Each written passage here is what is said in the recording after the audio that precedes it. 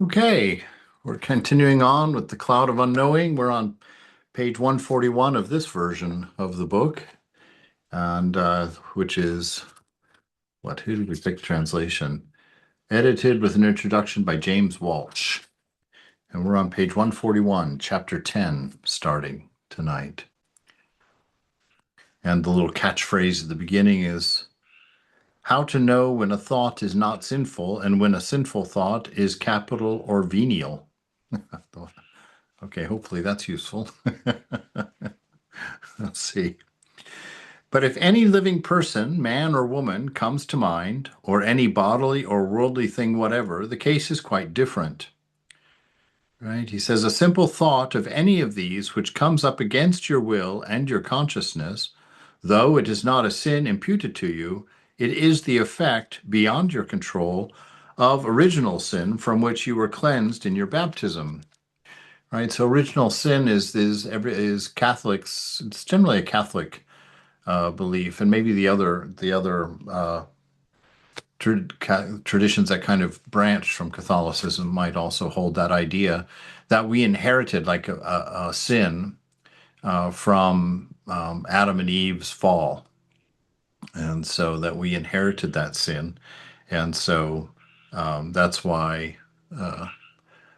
Catholics baptize babies is because they believe that they're born in sin, and if they died, they'd go to hell. The tradition that I was a part of, the Church of Christ, uh, didn't believe that. They believed you were born pure and you stayed pure until you were old enough to know the difference between right and wrong.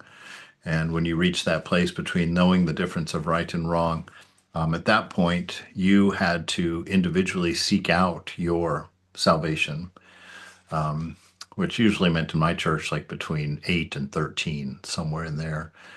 Kids would choose then to get baptized, and we couldn't do it to babies because you had to go underwater. They didn't believe in the sprinkling. They thought you had to be immersed, and so that's not a universal belief in Christianity.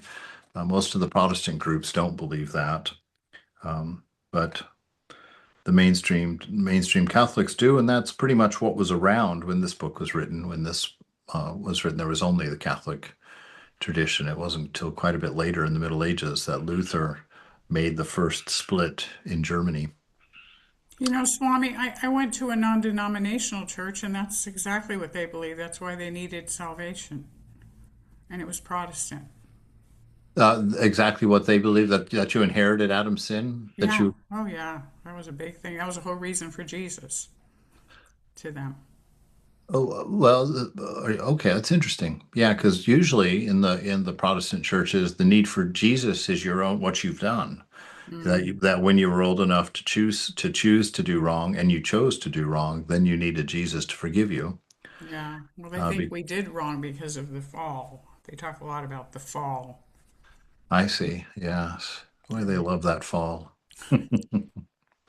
All right, so lots of different ideas on that. So, nonetheless, if this sudden impulse or thought is not beaten down straight away, your fleshly heart, because of its frailty, will be immediately affected with some kind of pleasure if the thing pleases you or has pleased you before, or with some kind of resentment if it is a thing which you imagine upsets you or has upset you before. Now, interesting, this is probably true even in the Vedanta, in a sense, because in Vedanta, you also need, in order to manifest, you need a sense of me and mine, which is an impurity. They don't use the word sin for that, but it is an impurity that you need some, like an oyster needs a grain of sand in order to produce a pearl. So the lower self the self needs a sense of me and mine in order to manifest.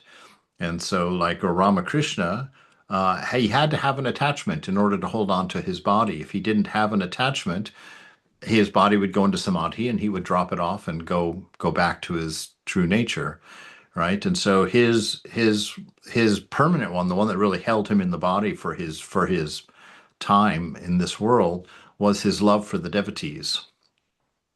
And when he would go into samadhi despite that, You would hear that anytime he comes out of samadhi, he asks for something. He'll ask for a glass of water, or he'll ask for a sweet.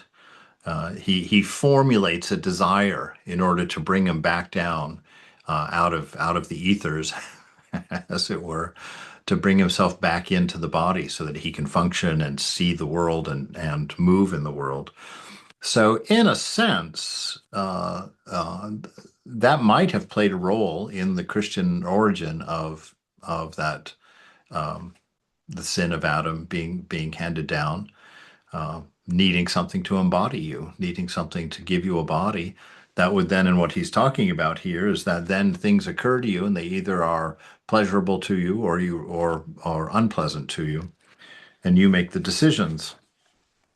He says such a sinful affection can be grave in worldly men and women who have been living in serious sin, but the same affection which causes pleasure or resentment in the fleshly heart is no more than venial sin in you and in all others who have, with a sincere will, forsaken the world and have bound themselves in any way, privately or openly, to the devout life in the Holy Church, and therefore wish to be governed, not according to their own will and understanding, but according to the will and the counsel of their superiors, whoever they are, religious or secular. So they're saying the idea that if you don't have a sense of grace, and if you don't have a sense of someone who is giving you that grace, and you commit these sins, that's deadly for you. That it's hard to get back from that because you've created karma and you have no way of repairing that in and of yourself. Even if you do better from that point on, you've still got a point that you can't erase within yourself. And so they're making the case in that sense. And for them, of course, Jesus is the only one. But in Vedanta, it's any of the great ideals. If you're in the bhakti path, if you're in the jnana path, it's really up to you to understand your real nature, right? And to let go of your lower self, or what the Christians would call your fallen nature, through the work of discernment, going inside and realizing I'm not the body and not the mind, which would cause you one of these selfish actions or one of these actions that serves me and mine at the expense of others, which is what wrongdoing is. And so through discernment, you basically separate yourself from that from being identified with body mind, which is a very difficult practice. That's why Ramakrishna highly recommends that this path of devotion, where you latch on to a manifestation of God, an incarnation, and through the relationship and faith in that incarnation, you then release yourself from the guilt, from the attachment to your wrongdoing, which holds you in your suffering. And so each of the four paths has their own way of dealing with it. But he says that bhakti, or love of God in people and love of God as God, is the fastest way to reach your realization, because the path and the goal are the same, which is love, right? And love and oneness are synonyms, right? Love is anything that leads us toward that oneness, toward non-difference. And the multiplicity is anything that takes us into the world of the senses, the world of multiplicity. So that's kind of how Vedanta describes what Vedanta calls dharma and adharma. Dharma is anything leading toward oneness, and adharma is anything leading toward the multiplicity, which is exactly how Vivekananda defines ethics. He said that something is ethical if it leads you toward oneness, and unethical if it leads you toward the multiplicity. And so there's something to play with in your thoughts if you like that contemplation of philosophy. That's a very interesting one to see how it really plays out to be true. Right. He says, so this deadly sin for non-believers is only a venial sin, or a forgivable sin, forgivable through Jesus for the Christian. He says, this is because your intention has been rooted and grounded in God from the time when you first began to live, according to the state of life in which you now persevere.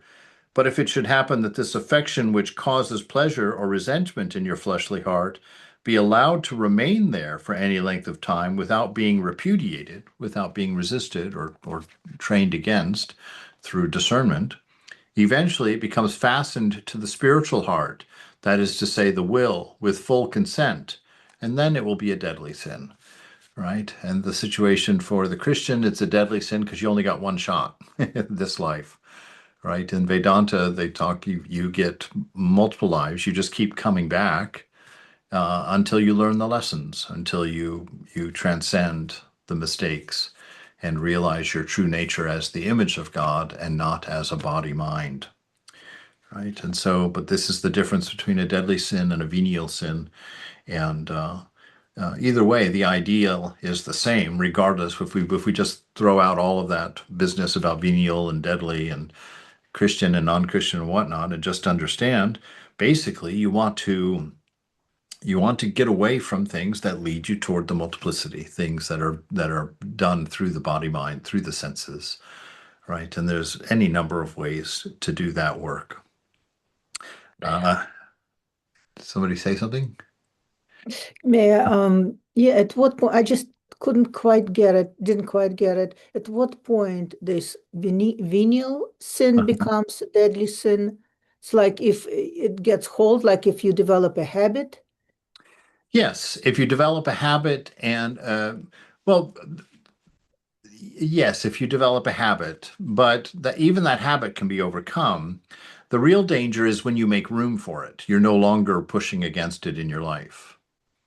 You're no longer trying to transcend it. You've justified it and have come up with your reason of why it's okay for you as a special case to indulge in that, I, even I though. th Uh-huh.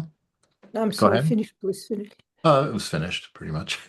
Well, I was thinking that in our society, we as a collective, we have this kind of a um sin of how to call it, obsession with things, with Uh-huh. buying and purchasing.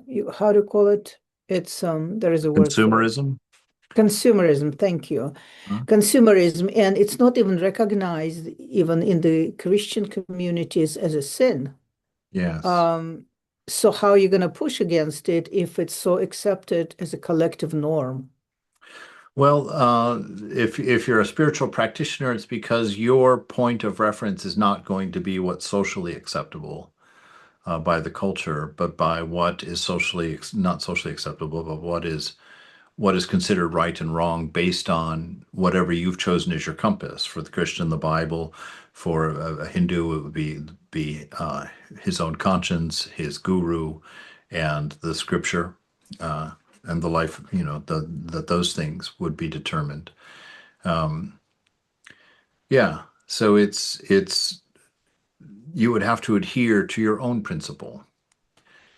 You Well, don't. It makes it but, more but difficult, you know, to live in a culture that's materialistic. It's hard to because it seems normal and it's accepted as normal. But you have spiritual people that definitely push against that, who don't participate in that, and they kind of stand apart from that. right, 2 points. First point, I think it's very hard to be outside of a spiritual community because the pressure, the conversation basically happens about what you're buying, what you're gonna buy, what you're gonna get, stuff like that. The second point, this was just one example of unrecognized, collectively unrecognized sin, though the culture is mostly Christian, right? Hmm. So what other kind of unrecognized, see, how can you, like, again, in Buddhism, the karma forming event is an intent. If the Hmm. intent is good, then if you even kill, but you didn't intend it, it happened, then it doesn't carry the same weight or karmic weight as an intent, right? Just like in the Hmm. American legal system, if they're trying to figure out intent, if the murder was committed, if it was like just chance killing or or a murder. So how does it, can you comment on that? Yes, I mean, if you live your life intending to do wrong, that's going to be difficult for you. You're going to suffer a lot for that. If that doesn't bother you, if that doesn't catch your attention, well, then you're just going to be coming back again. You know, So it's what going to, is a collective has this kind of ignorance about what is actually spiritually considered sin. yeah, I don't think that that matters. That's why, at least Ramakrishna, for instance, and certainly Jesus, Jesus wants you to hang out with Christians. He wants you hanging out. That's what the church is all about. You know, giving you a culture that's separate from, that should be separate and apart from the general society. And whether it is or not is up for discussion. But nonetheless, that is the means. And for Ramakrishna, he says holy company. He says hanging out with like-minded people is one of the fastest ways to find your freedom, right? And we see that, you know, in the culture that people seek out people like themselves, and get their approval for that, you know. And so most of the scriptures teach, you know, yes, you've got to find a way to get support for yourself.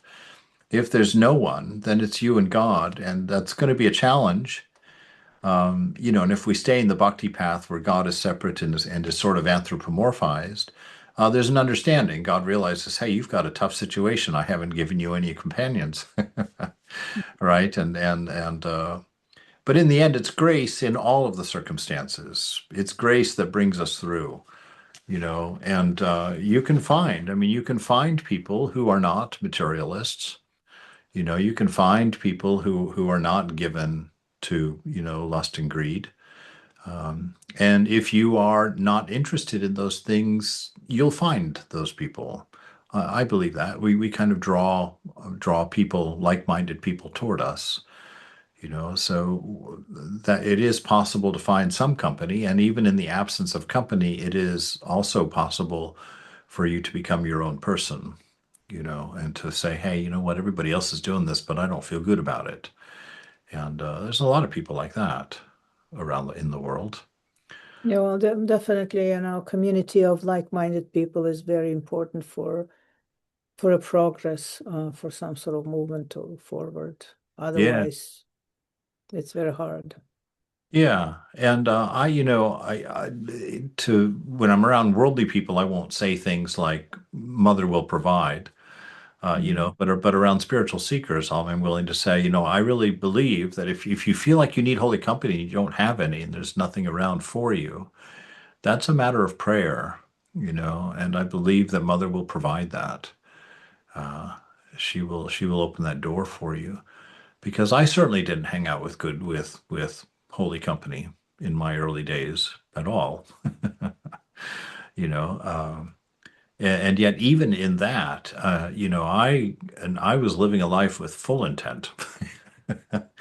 You know, just full license. It was like if I wanted it, I no question, I just went for it. And that really hadn't changed in me, except that I was suffering so badly that I was despairing of life itself, and but had felt like I didn't have any, like there was no answer. I felt like there was nowhere to go. And then I took that trip to India just as a tourist. I didn't go there for spiritual life. I was not seeking for spiritual life at that point. But I went there, and out of nowhere, Mother hit me with her truck full on, just wham, right? What happened? What happened to you in India? When did you go there? What year? That was 99. Mm-hmm. Yeah, 99. And yeah. And I met a spiritual teacher there because I went out of fascination. Philip, my friend who I was traveling with, had told me that he wanted to go see this person who was supposed to be enlightened. And I said, well, what is that? And he said, well, it's somebody who's had the God experience. And I was like, okay, what is that? And he said, well, apparently she's seen God. And I busted out laughing. And I was like, what? I said, in this day and age, somebody's still saying that? And he was like, yeah. And he didn't laugh. And, you know, I respected him a great deal as a person. And just because he was very logical and very disciplined and was very much his own person, and he was a math professor. So he didn't have any oovy groovy, rounded edges. He was very, and I was really taken by the fact that he wanted to go see this woman, that he actually believed that somebody could have this God experience. And that got me curious enough that I asked. I was like, well, I guess I'm in India. I should see an enlightened person. Uh, shall we? Can I go? And he was like, oh yeah, come along. I'm not going to go into the whole story. We can talk about it personally, but basically, I met this woman and had a delightful, amazing, revolutionary experience that was something that gave me evidence that the world was not as it seemed. And I came back from that trip and moved into the monastery, not even knowing what I was doing. I just knew that uh, she and the four others that I met on that journey after her were all monks, and I just was at a point in my life where I was like, okay, there's something there. I've experienced it. I've seen it. What else can I do? I can't go pretend that this didn't happen. I can't go pretend that I don't know this now. And so I joined the monastery, having no idea, no idea of a monk, because in my tradition there were no monks. And so, but I didn't see an alternative. So I came back and joined the monastery, which the first 6 years were horrible. The first 6 years, oh my God, I thought I was going to die at every turn. I was looking for every opportunity to sneak out, every opportunity. So, yeah, so that's where my faith comes from. Is from that experience and just believing that if there's anything in you at all that wants help, Mother will connect with that, you know.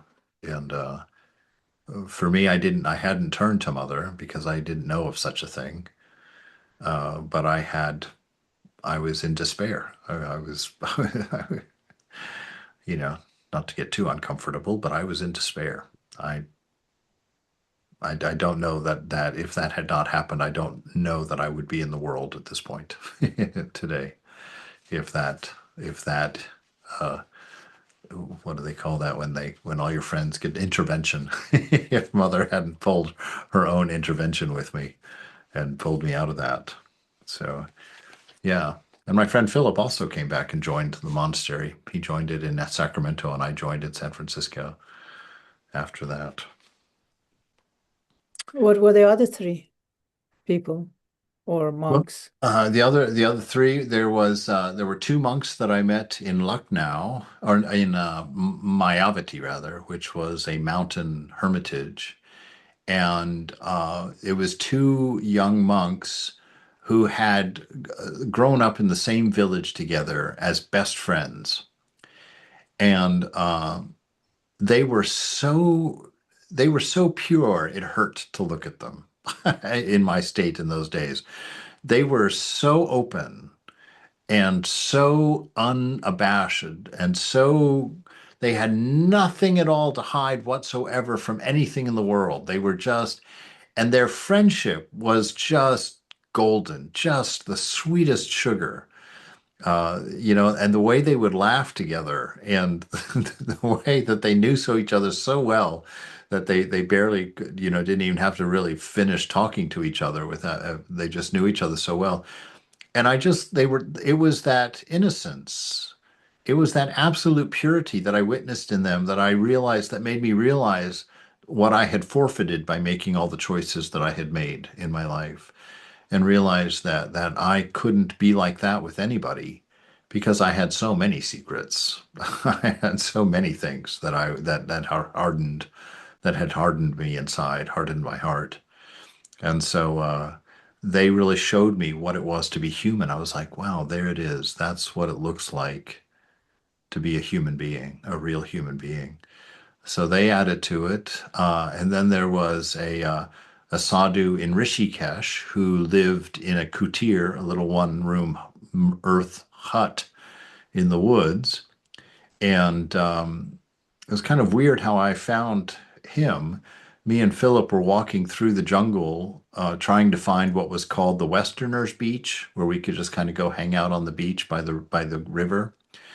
And when we were in the woods, this very nicely dressed woman uh, was coming down the path. I mean, in a very nice sari, lots of bangles. I mean, she didn't belong it hiking in the jungle at all.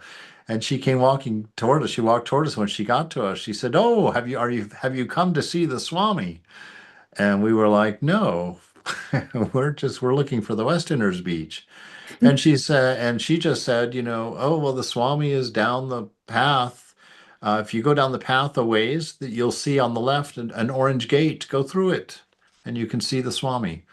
And then she went on her way. She did invite us to a gathering or something in town that evening, and we were both not interested. So, but we went up, and we'd kind of forgotten about it, and we came across this freshly painted orange gate. And to find anything in India that's freshly painted, it catches your attention. And there in the middle of the woods, there was no fence on either side of it. There was Great. just an orange gate sitting there. And Philip and I got there, and it was like, well, of course we're going through this. I mean, how could we not go through this gate? And so we went through this gate, and this guy right here, I got a picture of him. This guy comes running out to greet us, doesn't speak a word of English, but is so excited to see us. It's almost like we were his long lost parents or something. He comes running out and he pulls us over to, he has a got, in that picture, I'm actually standing in the Ganges, uh, taking a picture up at him, standing on his little stone steps there. And he told us to get into the Ganges and to dip and then come into his kutir with him. And so we got out of the river there and walked up to his little mud hut. And he put out two grass mats on the floor and we sat on them. And he sat down in front of us and just began chanting something. At the time, I had no idea. Now I know that it was Sanskrit and I know it was the Gita that he was chanting. And as he sat there chanting, he just got more and more in just absorbed. And his smile got so big, I remember thinking to myself, "Good Lord, if he smiles anymore, he's going to swallow his face." It just he just chanted, I don't know for how long, half hour maybe or so. And he was just going back and forth and chanting, and tears were coming out of the outer corners of his eyes. And I walked away from it. We went every day for like 10 days to hear this guy chant, as often as we could. And the only reason I went, because I understood nothing, I went because I had never been in the presence of somebody so completely happy. And I remember telling my friend Philip, I've really messed up. I said, I have really just built my life in the absolutely wrong direction. I said, I have obeyed all my rules. I got my degree. I've got my job. I pay my bills. I'm an upstanding citizen, And I said, I've never had 1 second of the joy that this man has. I said, I don't, I just, I've got to reconsider everything in my life. I've just got to reconsider everything. And then there was one last Swami he was also up at Mayavati. He was a senior Swami. I think it was Sri Dharananda in hindsight, because he wasn't the head of that center. He was there watching the center for a week while the head Swami was away. And over the years I've gathered, somebody told me, oh, that must have been Sri Dharananda. He used to do that. Anyway, uh, what I found from his is in the afternoons around 4, he would take a walk, and he started inviting me to walk with him. And on that walk, he would talk about God, and but he would talk about God like he knew him. Up until that point in my life, if anybody ever said anything to me about God, it was always attached to a reference. Well, in John 3:16, it says, "Nah, nah, nah, nah, nah." Oh, well, over in Romans 4, it says, "Rah, rah, rah, rah, rah." And that's the only way people ever talk to God to me, about God to me, like they didn't know anything. They read it somewhere. But this guy talked like it was his best friend. And every day, by the end of the walk, he also had those tears, or his face or his eyes were at least wet.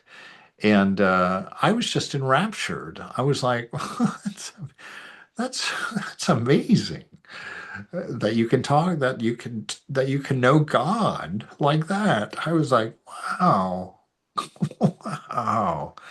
And so all those things together on our last day in Rishikesh, we were coming back through the woods from hearing my chanter there. And I told Philip, I said, you know, Philip, in all my life, I've never wanted to be old.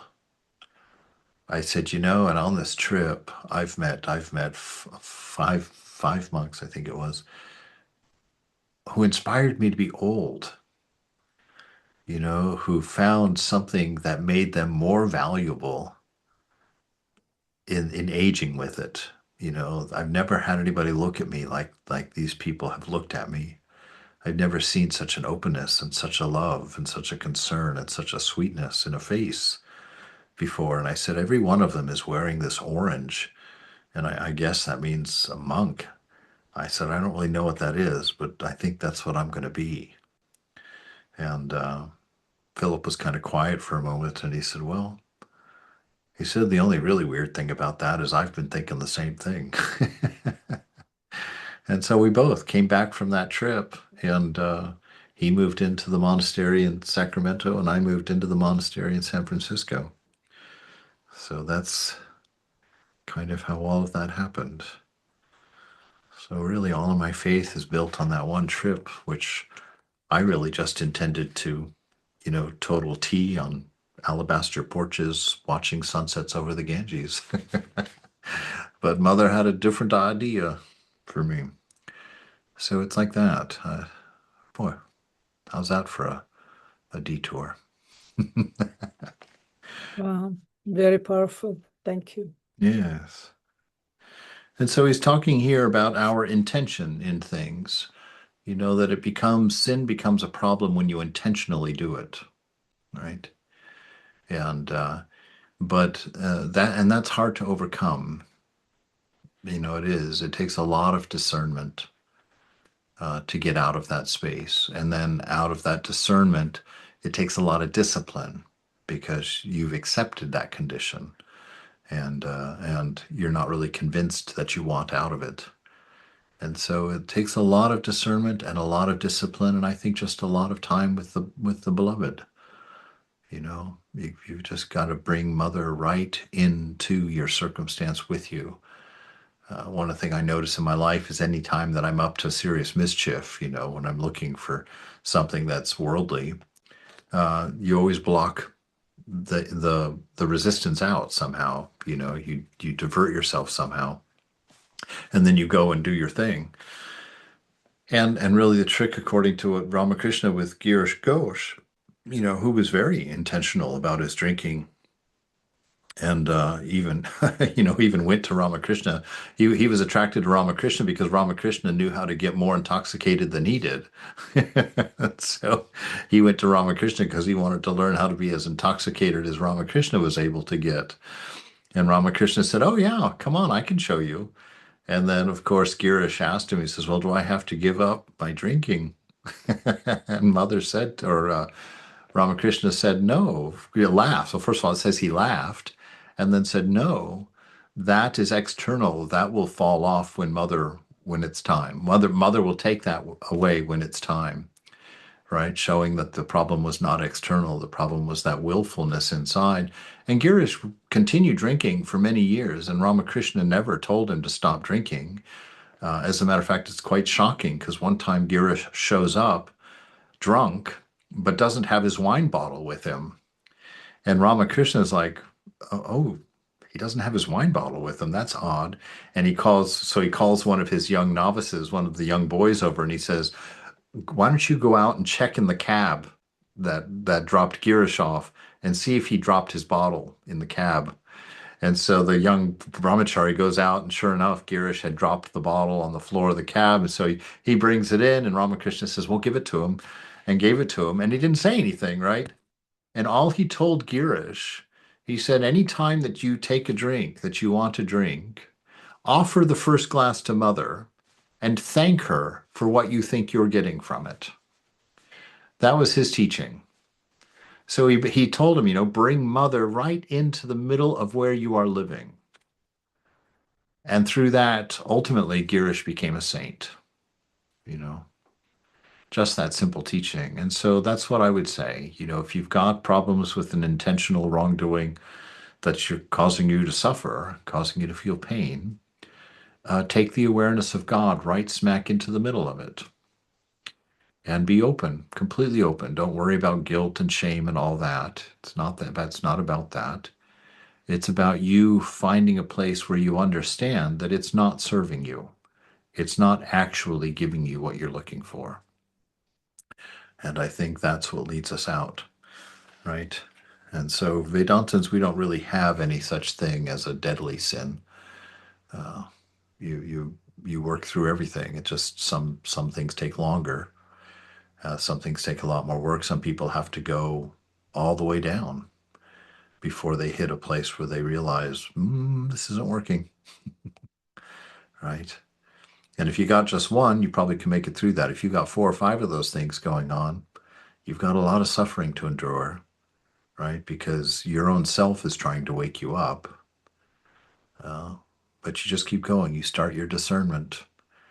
And at some point, you take refuge. You forgive yourself for what you've done. And through your relationship with the beloved, you begin to suspect that maybe you can get through it. And you just keep reaching out and you just keep getting up. You don't, just like what Brother Lawrence said, or what my friend Philip told me one time. He says the difference between a holy man and a worldly man is that a worldly man, when he falls off the horse 2 or 3 times, he'll just stay off the horse. But the spiritual man will always get back on the horse, even if he's fallen off 1,000 times. And so that's how we overcome these deep-seated problems. You just get back on the horse and take refuge and keep going. Like Brother Lawrence says, don't give yourself a hard time about it. Don't beat yourself over the head. That just keeps the wrong thinking in your mind. Put it away. Let it go. Let it become non-existent like it is. The past has no reality. So let it be not unreal and just keep going. And like Girish, at some point, you'll catch the wind, your sail will fill, and you'll find yourself moving toward freedom from those things. So he says, this happens when you or any of those of whom I am speaking willfully bring up in their mind any living person, man or woman, or bodily or worldly thing whatsoever, to the extent that if it is a thing which grieves or has grieved you before, there rises up in you a spiteful passion and an appetite for vengeance, then it is called wrath. Or else there rises up a fierce contempt and some kind of loathing for a person along with spiteful and disapproving thoughts. This is called envy. Or else a weariness and a repugnance for any good occupation, bodily or spiritual. This is called sloth. If it is a thing that pleases you or has pleased you before, there rises up in you a keen delight in thinking about it, whatever it is, so much that you take your rest in that thought, and finally fasten your heart and will to it, and feed your carnal love upon it. During that time, you think that you covet no other wealth except always to live in this peace and rest with the thing that you are thinking about. If this thought, which you bring to mind yourself in this way, or else take to yourself when it is brought to your mind, and rest in it thus with delight, concerns natural or intellectual talents, or worthiness of favor or of rank, or of comeliness or beauty, then it is pride. If it is a thought of any sort of worldly possessions, riches or cattle or whatever man can possess or be master of, then it is covetousness. If it concerns delicacies in food or drink or any sort of pleasure which comes from the sense of taste, then it is gluttony. If it concerns the pleasures of love or any kind of fleshly dalliance for the seduction or flattery of any living person, man or woman, then it is called lust. All right. So there you've got a nice catalog of all of the serious things you can do wrong. All right. And it can be helpful. Each one of those makes some very interesting points that if you're unaware of what your mode is or what your problems are in your life, you could use those descriptions right there actually to get a pretty good idea of what you've got to work on and how to recognize it, how to become aware of it, because that is the key. If you can become aware, that's all you need to do, because your awareness is self-healing, right? When you recognize you're doing the thing that is causing your suffering, the natural recourse is to get out of it. And so you have to discern to the point where you can see the subtleties of your behaviors, of your thought patterns, of your action patterns, of your historical patterns, your habits that are not serving you. And if you still like to do them, then you have to ask your question, how do I think this is serving me? This is what I had to do with my depression. I realized I'm holding on to this. There's something about depression that I enjoy in a weird way. And I to face that was very difficult because I was like, what? Because I had been a victim to that my whole life, just saying, calling myself a victim. And as a victim, I was able to feel okay about myself, even though I was suffering so much. And when I came to the understanding through my practice, it was through meditation that opened my eyes to it and realized, wow, I do this because it gives me a sense of realness. It gives me a sense of depth. It gives me a sense that I'm a thinker and that I have a secret. I know something that nobody else knows, that life is miserable, you know, that life, that there's no hope. And it was an egoistic investment on my part. And, once I began to see that, um, then the work could begin, kind of paying attention, watching it develop in me, seeing how I allowed it in, and then being silent around it quite a bit so that I could see where it began. I could start seeing the very faint and subtle signs when it would start that I would fan into a flame, you know. And so these are all methods for getting out of there, because everybody thinks they're doing the right thing. Everybody thinks they're okay. We adjust our life so that that is true, whether it is true or not. Whether if we'll bring in any amount of distraction that we need to not feel the resistance, to not feel the pain, right? And then we'll come up with any kind of specialness. Usually we try to work ourselves into an idea of victimhood somewhere where we blame something outside of ourselves, because you can't change something outside of yourself. And so you surrender to something outside of yourself and you just feel bad, like, oh, poor me. Nobody can understand me. My life is in this condition and nobody else is. I'm all alone in this, right? And then you're a victim, right? And then you can love yourself as victim and feel okay about things and not have to change, not have to be responsible, not have to face that unpleasantness that you are making choices that are hurting you, right? And so this is really what he's laid out there. It's difficult to see them in churchy language because we all feel those reactions, or at least many people feel those reactions toward churchiness, and that doesn't allow us to admit to the truth, because then we start having to admit to, whatever else might be real or true that we long ago hated. Right. So it can be a real mess. But your whole point is there's not a lot you have to do except to become aware and to see things as they really are in yourself, and through grace be willing to face them. That's the advantage of having an ideal like a Jesus or a Buddha or Ramakrishna or Holy Mother, um, so that you can bring them into it as your pole star, as your compass, and allow yourself to be aware, knowing that they love you any way that you are. And so it's not that you don't have to prove yourself to them. You don't have to become lovable. They love you already. And in that, you have someone to hold your hand while you reach up and touch the stove with your other one, right? And after you do that for a while, then at some point, they're looking at you like, really? All right. I mean, if that's really what you want, all right. But look at your hand. it's scarred and burned and it hurts and you're crying right now. Remember this the next time you feel like that's what you want to do again.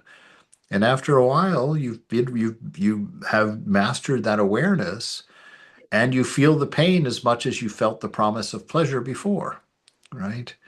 And eventually, when you see it, if you still can't stop doing it, then it's time for renunciation. But renunciation doesn't come until the discernment has been very thorough and your understanding is there, but you've just not been able to stop for some reason.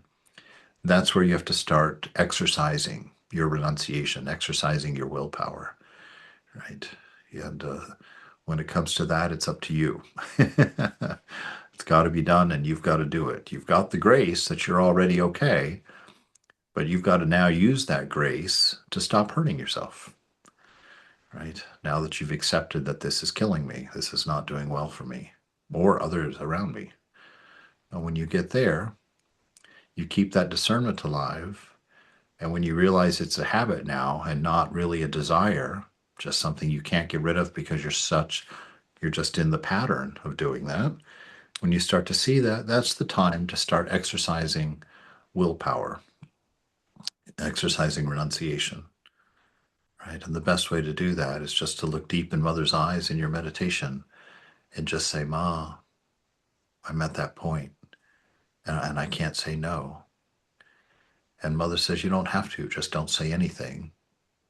Keep your eyes locked on me here for a minute and start thinking about me, right? And we'll keep this thought out of your mind together, right? And you go forward. And somewhere in there, you're going to have, a quote, a victory where you actually manage to make it through the trouble, the storm, right? And then the next day, you're like, yes. But don't spend too much time thinking about that either, right? Just know that you can do it and keep going forward like that. So this is really what he's talking about here. And it's important that we deal with these things because these are the things that prevent us from reaching awareness, that prevent us from being able to control our mind and hold it in its place. When you touch that bliss, like for me, I always talk about that one time that I kind of accidentally touched the bare wire inside and got this jolt of love in 220 volts directly, right? If I had had the discipline, if I had had the willpower, if I had had the subtle ability to hold my mind in a place, that's what leads to samadhi. You can hold your mind in that place. But if you don't have that ability, if ego is still a refuge of yours, immediately that will ignite the ego and you'll be like, whoa, what was that? You'll pull your hand off and you won't realize that it was the absence of ego that allowed you to experience it. And instead you'll put your ego on and go looking for it again. And it's not discoverable that way. It happens in the absence of egoism when you're doing, no, not this, not this, not this, right? And so that's why he's bringing it up here for the practice. This is what prevents us from sitting in that ecstasy of being. Because the experience of being, when it's purely understood and you're not in ego space at all, you're not taking any refuge in thought or the mind, that's your natural state. That's what it is to be human, right? And that's what Ramakrishna experienced multiple times a day, where he would just, whew, everything would stop for a minute. He'd begin weeping in joy, right? He would go silent for a few minutes and be in the presence of Mother and have some conversation with God, and then he'll come back down into the room. That is normal, not by numbers, but by reality of what we are. That's normal life, to be so ecstatic that you're just drawn into this love multiple times a day. And after, like Brother Lawrence said, after 15 years, he had to start devising ways of disguising or bringing himself down from these ecstasies because it was starting to cause him trouble in the monastery. Right? And so this is where we're headed. Now, Um, let's I- we're gonna stop there for right now. So let me turn off the recorder.